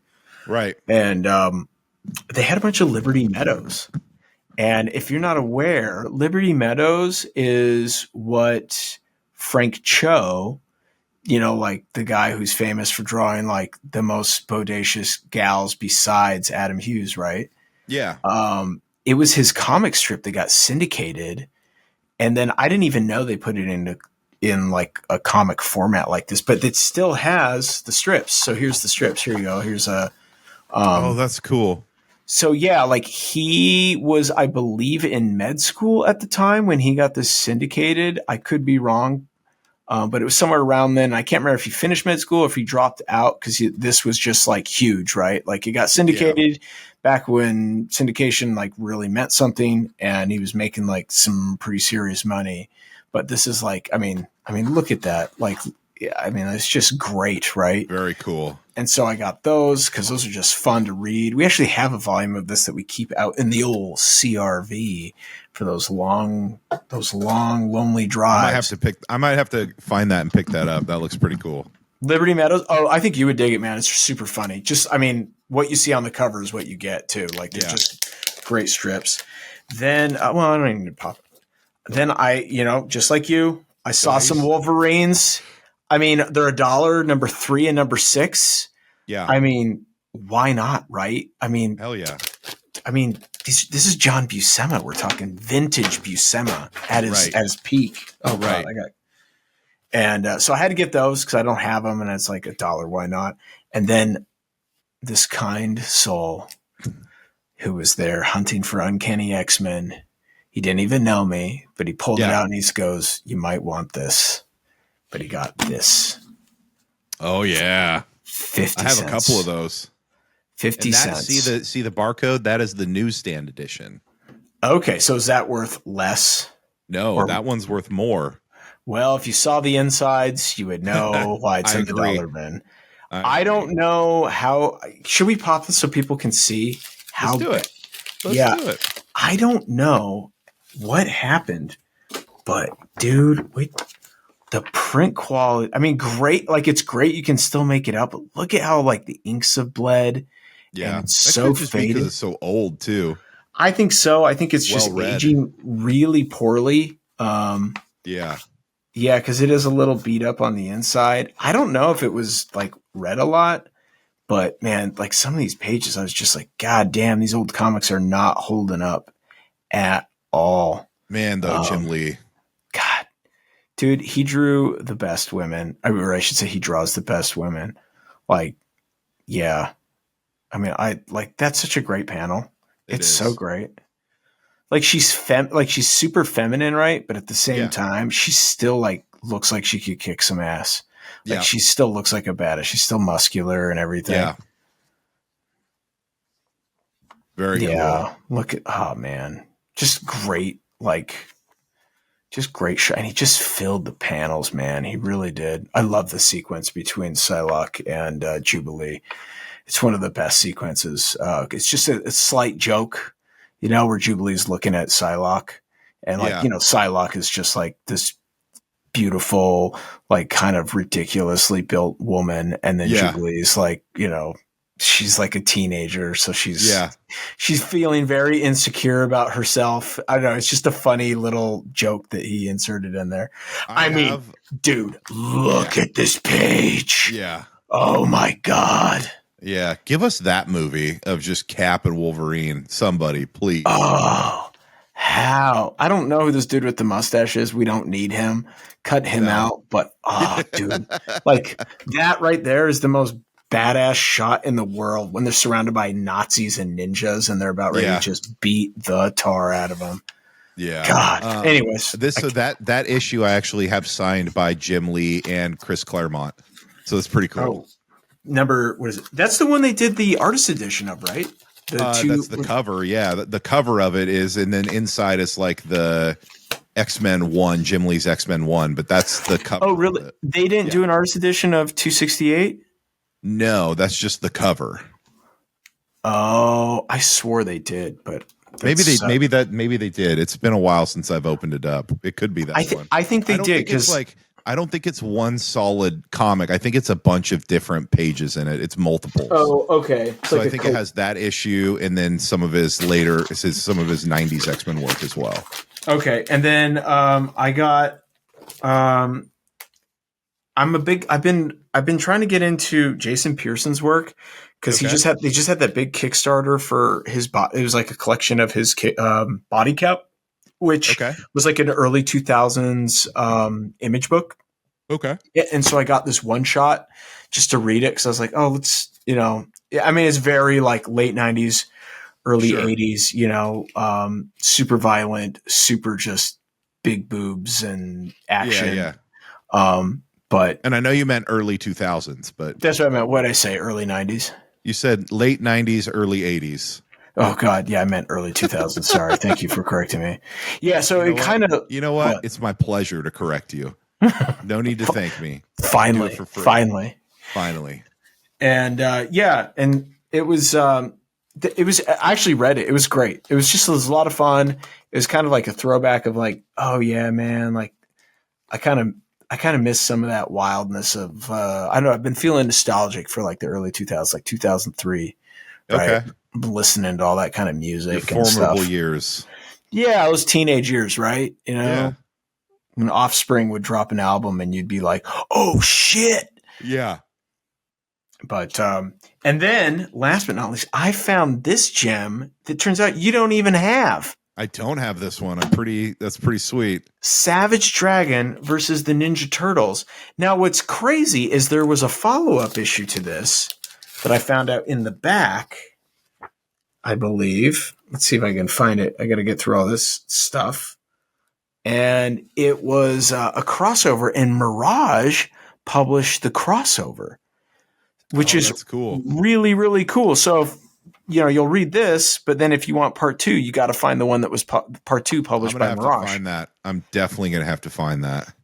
You just don't see that. Like normally, like both companies put their logos on the book. Yeah. And then they put the issues out. I kind of like that. It's like, nope, we're putting out Images doing the one issue. If you want the other one, you got to go buy something from Mirage. I think it's cool. It's just really cool. Yeah. I mean, I don't know if the book's good, but like from what I looked at, man, like the art, the Image Turtle stuff was ridiculous, but it was fun. Yeah, like very 90s. Very 90s. Oh yeah. I mean Larson knocked it out of town though, man. He does a really good Turtles, I think. Yeah. And I don't talk about Larson's work very often. Just because like I didn't spend a lot of time with like Savage Dragon or any of that kind of stuff. Yeah. But yeah, man, like he did a great job. It's really okay. But yeah, he did a really great job. Like, look at that. That's wild stuff. That's really cool. You gotta find the sequel. Oh, I'm gonna find the whole series, man. Well, there's only one more, so there's not much to find. Well, that was number 2. The one that you have right there is number 2. No, I think this is Savage Dragon number 2. Whatever this run of Savage Dragon was, it just features the Turtles. Okay. So the follow up to this is Image. So there's only, because I looked it up, I was like, oh, was there a whole series? And it was no. There was this, and then there's the Mirage one that just continues the story. So I don't know. I think it just goes Savage Dragon number 3, 4, and so on. You know what I mean? Okay, interesting. Okay, yep. Yeah. That's you know what? That's my new hunt. The turtle. So it'll probably be Mirage Turtles. Yeah. Featuring versus Savage Dragon. I imagine that's okay. And then the last thing I got, I went crazy in the dollar bins for me, man. I love it, dude. This is good stuff. Yeah, I might even go back, which is crazy because they just had so much weird shit. Do you remember when we had Jim Terry on? Yeah. Yeah, and he kept talking about like his first step into like the big leagues essentially really was like the Crow, right? Right. Like, and so J.O. Barr's The Crow, which everybody remembers. Anyways, Brandon Lee movie. Yep. right. And I couldn't find any copies of J.O. Barr's The Crow, but they had a bunch of miniseries from the now defunct Kitchen Sink Press. And so I was like, okay, I've never read The Crow. I'll grab this miniseries. I looked it up online while I was digging, and all the reviews were good. And so it was called Wild Justice. And like the art was, the covers are great, right? Like it's got these great painted covers. Yeah. And then the line art was kind of like, it kind of reminded me of James O'Barr's work. So I was like, oh, okay, I'll pick it up. And like I haven't read it yet. I've just flipped through it, but it looks like a lot of fun. It looks really cool. So Very I'm cool. looking forward to it. Yeah, I mean, like, I think it's the way to do it. And also, like, I'm always excited to see anything from like Kitchen Sink Press or Kitchen Sink Comics, because I don't know, like, it felt like they did some really cool stuff. They took a lot of risks, and they're just not even around anymore. They're just gone. You don't even see their stuff in the wild that much. So Yeah. I was like, I'll get it. I'll just get it. Heck with it. Heck with it. Heck with it. Look at me. I'm trying to use better language this episode. You're failing, but that's okay. God damn it. Shit. But man, that was my big hunt. That was Okay. What have you been reading though? What have I been reading? You really want to know? I do. I think the Cubs want to know. What did you already talk about what you read? I did, yeah. All right. I gotta grab it. He doesn't even listen to me when I like literally laid it out on video, opened the book, talked about it, and he's like, "Oh, did you read it? Did you show what you've been reading?" Like, the disrespect is real, Tiger Cubs. And I know you're not going to care because you're just going to message him, tell him that I'm awful. Dr. Wife she just entered. I'm being distracted, but just keep talking. Keep talking. Wow. It doesn't happen very often when I'm speechless, but here we are. They can't see you. It's beautiful. I wish she had a microphone on the headset so I could hear what they're arguing about, because that would be. I'm winning the argument. I don't think that's true. I don't think any of you Tiger Cubs thinks that's true either. Please don't hit me. Stop it. Ow. Oh, this is abuse. Why are you so mean? By God, it's Dr. Wife with a steel chair. Yeah, that's what you get. I'm back. Okay, so here we go. So I continued the Battle Beast. Okay, I'm not caught up, but tell us I won't more. spoil it, but dude, Brian Otley, man, like, fuck, what a beast. That's all I can say on the art. Like, these covers, beast mode. Yeah.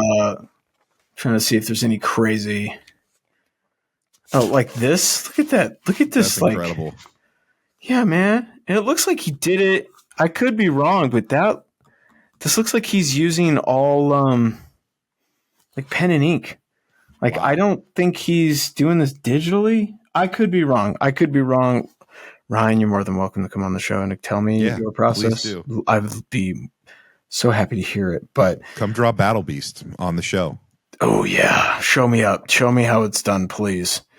But like, it's just great, and it's just what you want it to be, right? You want it to be fun and crazy and wild, and then I guess I'm not done with the dollars. So I finished and I went back and just read it, but this is my favorite Lobo series. The main man. Yeah, these are all dollar bins collected over the last couple years. But I just got these two last week in the dollar bin. And so cool. So I got the whole Lobos back series by Keith Griffin and Alan Grant, and then Simon Beasley, man. Tim Beasley on art. Very cool. Listen, Yeah. do you think if Lobo doesn't refer to himself as the main man in the Supergirl movie next year, I think we riot. Dude, I will find James Gunn and beat him severely. I mean, look at that. That's ridiculous. Right? That's when he got reincarnated as a woman. I remember that. I remember you talking about this last year. Yeah, it's one of my favorite things because it's just. I remember when I was a student. I was working in the Joe Kubert's studio called Telegraphics at the time, and I didn't know. I'd never heard of Lobo. And anyway, somebody's collection came in, and they were like, "Take what you want," and there was a bunch of there was some Lobo books in there, and this I saw this for the first time, and it just blew my mind. Where I was like, "Holy shit, this is I mean, look at this, man! Look at this! Awesome. It's so nuts. It's just nuts." But I feel like sometimes people think that this is like the only kind of stuff I read. It's not, but this is my favorite. It is my favorite. That's fine. That's fine. Yeah. You know, people think Turtles is the only thing I read, and it's not. It's just my favorite. Right. So I understand. But I kind of want them to do this again with him, where he, if they do it in the movie, oh my god, where he gets killed, but then he comes back, he gets just reincarnated as this just crazy woman. It's Jason Momoa, but as a woman. He just put oh my god. Yeah. Yes. Yeah. Take all my money. God, yeah, man. And like, I mean, like, even if you take out like just the ridiculousness of this page, like like a panel like this, like the shadowing and stuff, like, man, yeah. Beasley's the man, dude. The way he just like, I mean, that's fucking gnarly. It's such a, like, it gives you all the information that you want, but it's kind of simple. Right. And it's just, yeah, it's really well done. I just love I love the rendering. I love it all, man. It's just so good. So good. But yeah, that's pretty much all that I read. Cause I've been a bit busy. You have been. You have been. Trying to get stuff going, man. Trying to get stuff done. Like, yeah, we got stuff cooking, like stuff's in the fire. Not only for myself, but also for the tiger, dude. The tiger. For the tigers. That's right.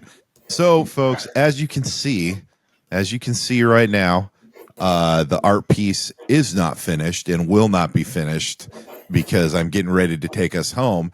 But the good news for you guys is that we will finish it in the next episode. And by we, I mean Tad, because I am doing nothing here. Absolutely nothing. Absolutely nothing. So but it's okay though. If you want to see this get finished next week, make sure you tune in on YouTube when we post the next episode. And I think I'm ready to take us home, Tad. Take us home, man. Get me out of here. Right.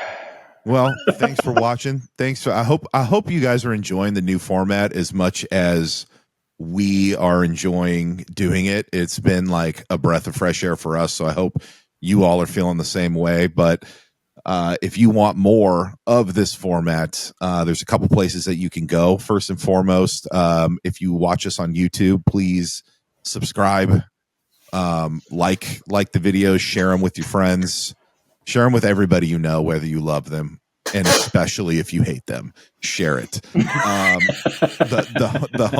home of Blue Tiger is our Substack, bluetigerrevenge.substack.com. You can subscribe for free. If you do that, every time we post a new episode, every time we post anything, it's going to send you an email to let you know that the new episode is out. So that's a great way to find that. And also check us out on Instagram at Blue Tiger Revenge.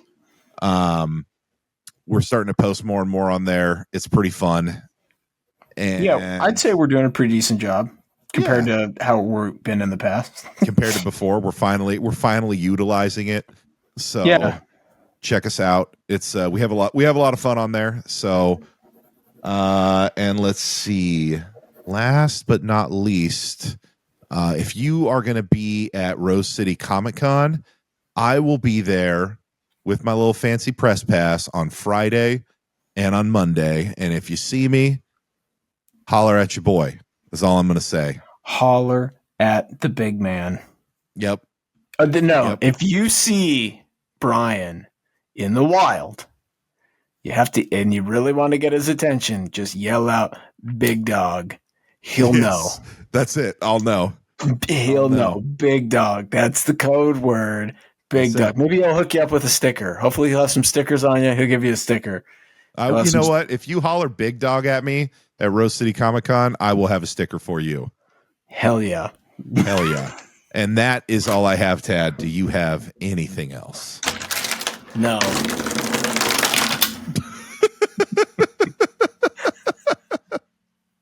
Perfect. Well, if that's the case, what time is it? Hit the music.